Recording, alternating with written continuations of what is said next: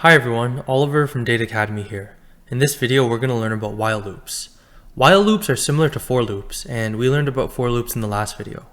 The major difference is that they are used in slightly different applications. A for loop would be used when we are trying to loop over a data structure or a range. A while loop would be better suited to be used when we just want to keep iterating until a condition is true or false. And just a refresher, an iteration is just completely executing a block of code within the while loop. So to write our first while loop, we're going to do it this way. We can use while and then condition is true. So I'm going to create a variable called counter and we're going to set it to 1.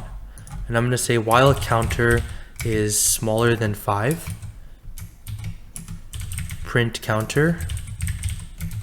And also, if we just let this run, counter is going to be 1 all the time. It's never going to go up. This is why we need to increment counter. And to do that, we are going to need to set the value of counter to what it already is, plus 1. Because, let's break this down a bit, just one equal sign is our assignment, and our new counter for the next iteration of this check right here is just going to be what counter was, plus 1. And a simpler way of writing this, here's a little tip, is just writing plus equals 1. So now let's run this code. And it's going to give us 1, 2, 3, and 4. Now the reason it didn't print 5 is because once counter hits 5, it is no longer smaller than 5. It is equal to 5. And it just completely breaks our loop at that point. If we wanted it to print 5, we could just write equals here. And there we go. Just like the if, elif, and else control flow code, we can also add an else statement to a while loop. And I'm going to add an else here. And I'm going to write print counter is now larger than 5. And I write larger than and not larger than or equal to because we already have equal to inside the while loop's conditional statement. So now it's going to say the counter is now larger than 5 once our code block is all done running. An alternate way we can implement this loop is by creating a Boolean variable called done, and we're going to set this to false. Oops, false. And this condition is going to be while not done. In the next video, we're going to be taking a look at logical operators and or not. And we will get more into the topic of this keyword here, not. But just for the sake of this video, understand that this will reverse whatever Boolean was given. So if it's false, then it's going to turn into true.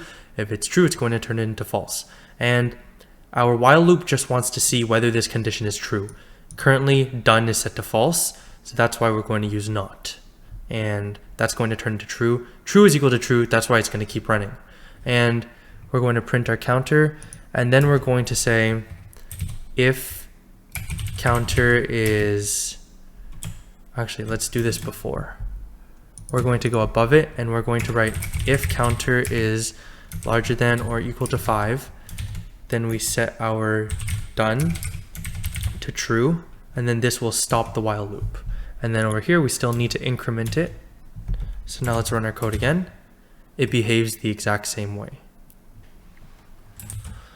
The next thing we're going to look at is the infinite loop and the break statement. So we can get rid of all of these things, and we're about to write an infinite loop.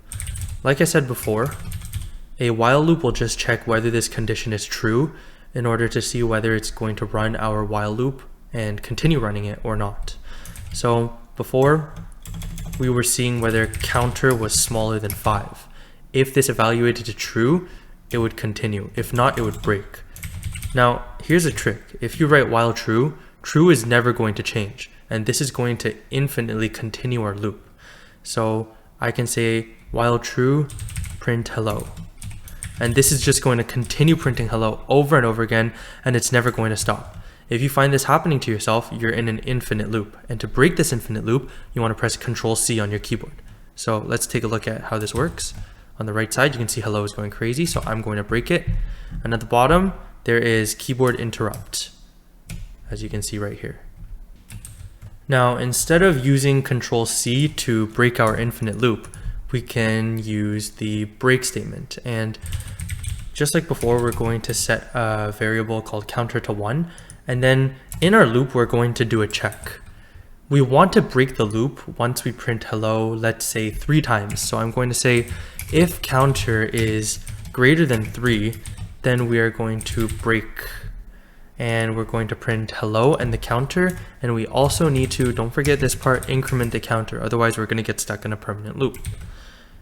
So now when we run this, it's going to say 1, 2, and 3. And once we got to 4, it broke the loop. That's why I did not evaluate to hello and then 4 again.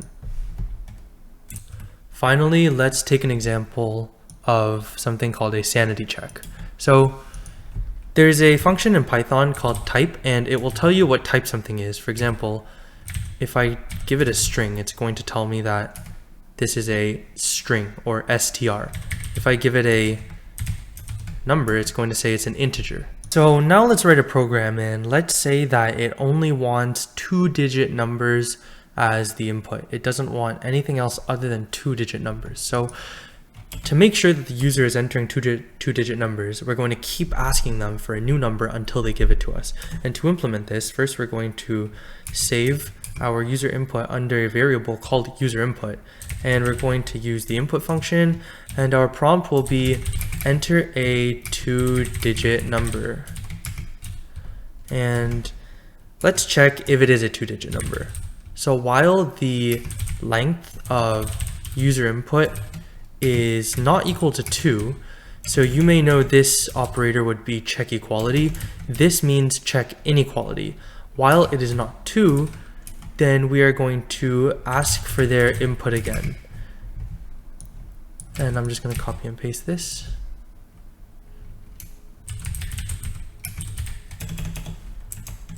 Enter a 2-digit number, and then finally we will print our user input just to see which input it accepted. So now let's save this code and run it.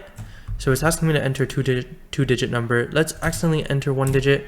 It wants us to do 2 digits. Let's go 3, and now let's finally do 2. Perfect. Now it has stopped running, and that is how you implement a sanity check for inputs. So I hope this video helped you understand while loops a little better. If it did, please consider subscribing and liking this video. Thank you for watching, and I'll see you guys all next time.